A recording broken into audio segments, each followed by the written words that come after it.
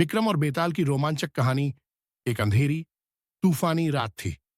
हवा के तेज झोंके और आसमान से गिरती बिजली की गड़गड़ाहट ने चारों ओर डरावना माहौल बना दिया था।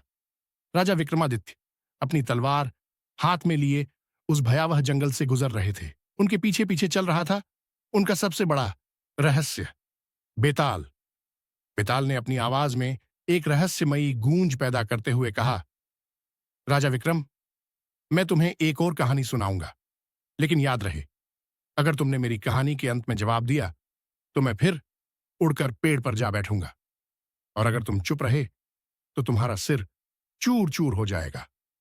विक्रम मुस्कुराए और बोले, सुनाओ बेताल, मैं तुम्हारे सवालों का सामना करने के लिए तैयार हूं। कहानी की शुरुआत बेताल ने कहानी शुरू की। एक छोटे से राज्य में राजा वीरेंद्र की राजकुमारी सुरभि अपनी सुंदरता और बुद्धिमत्ता के लिए प्रसिद्ध थी। एक दिन एक रहस्यमयी आदमी रघुवीर महल में आया और दावा किया कि वह सुरभि से विवाह करना चाहता है। उसने राजा से कहा, मुझे 3 दिन का समय दीजिए। अगर मैं 3 पहेलियां हल कर दूं तो आप मुझे अपनी बेटी का हाथ सौंप देंगे। राजा ने चुनौती स्वीकार कर ली। पहले दिन रघुवीर ने एक कठिन पहेली हल की। दूसरे दिन उसने एक असंभव समस्या सुलझा दी। तीसरे दिन सुरभि ने उसे खुद एक पहेली दी। मैं एक ऐसी चीज हूं जो अदृश्य हूं, लेकिन हर इंसान को महसूस होती हूं। बिना मेरे जीवन अधूरा है। मैं कौन हूं? रघुवीर 3 दिन जीत गया और सुरभि से विवाह करने का अधिकारी बन गया। लेकिन शादी के दिन सुरभि ने उसे जहर देकर मार डाला।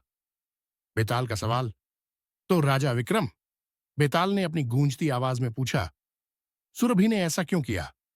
क्या वह निर्दयी थी या इसका कोई और कारण था? विक्रम का उत्तर, विक्रम ने अपनी तलवार को कसकर पकड़ते हुए कहा, सुरभि निर्दयी नहीं थी।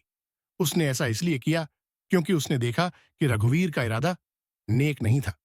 उसने अपनी पहेली के माध्यम से यह जान लिया कि रघुवीर केवल लालच और छल से उसे पाने की कोशिश कर रहा था।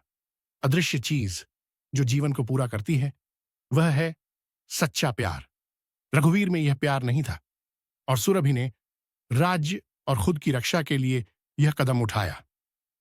बेताल की प्रतिक्रिया, बेताल हंसा और जोर से बोला, तुमने सही उत्तर दिया विक्रम, लेकिन मैंने तुम्हें पहले ही चेतावनी दी थी। और वह हवा में गायब होकर फिर से उस पेड़ की डाल पर जा बैठा। विक्रम ने गहरी सांस ली, अपनी तलवार म्यान में डाली और एक बार फिर बेताल को पकड़ने के लिए जंगल में आगे बढ़ गए। अंततः विक्रम और बेताल की यह रहस्यमयी यात्रा जारी रही।